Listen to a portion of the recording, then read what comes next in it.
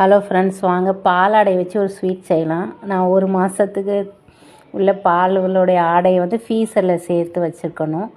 ஃப்ரீசரில் வச்சுட்டு திரும்ப நம்ம இதை ரெடி பண்ணுறதுக்கு 1 மணி நேரத்துக்கு முன்னாடி கூலிங் போகிற வரைக்கும் 1 மணி நேரம் எடுத்து வெளியில் வச்சுட்டு அதில் உள்ள கூல் போனதுக்கப்புறம் அதை ஒரு கடாயில் ஊற்றி அதை மெல்ட் ஆகிரும் கொஞ்சம் நேரத்தில். அப்புறம் ஒரு 1/2 லெமனு அது எவ்வளோ ஆடை இருக்கோ அதுக்கு தக்கன சுகர் போட்டு கொஞ்சம் நேரம் கிளறி விட்டுட்டே வாங்க. அதுக்கப்புறம் ஒரு 2 டீஸ்பூன் கடலை மாவை லைட்டாக வறுத்து அதோடு போட்டு கொஞ்சம் கட்டியாகிற வரைக்கும் கிண்டுங்க. கொஞ்சம் கட்டியானதுக்கப்புறம் ஒரு வடிகட்டியில் ஒரு நைட்டு ஃபுல்லாக வடித்து வைக்கணும். அதனுடைய எண்ணெய் ஃபுல்லாக கீழே இறங்கி அந்த ஸ்வீட் மட்டும் இருக்கும்.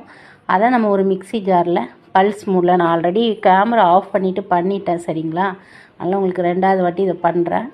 பல்ஸ் மோடில் ஒரு 2 வாட்டி பல்ஸ் பண்ணி எடுத்து ஒரு கண்டெய்னரில் நீங்கள் ஸ்டோர் பண்ணி வச்சுக்கிட்டா அழகான பால்கோவா மாதிரி ஒரு ஓட்டு மாவு சூப்பராக இருக்கும் சாப்பிட்றதுக்கு.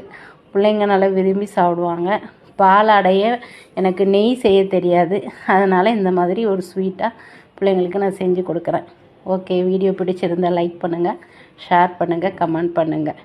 இன்ஷா அல்லாஹ் அடுத்த வீடியோவில் சந்திக்கிறேன். பாய். அஸ்ஸலாமு அலைக்கும்.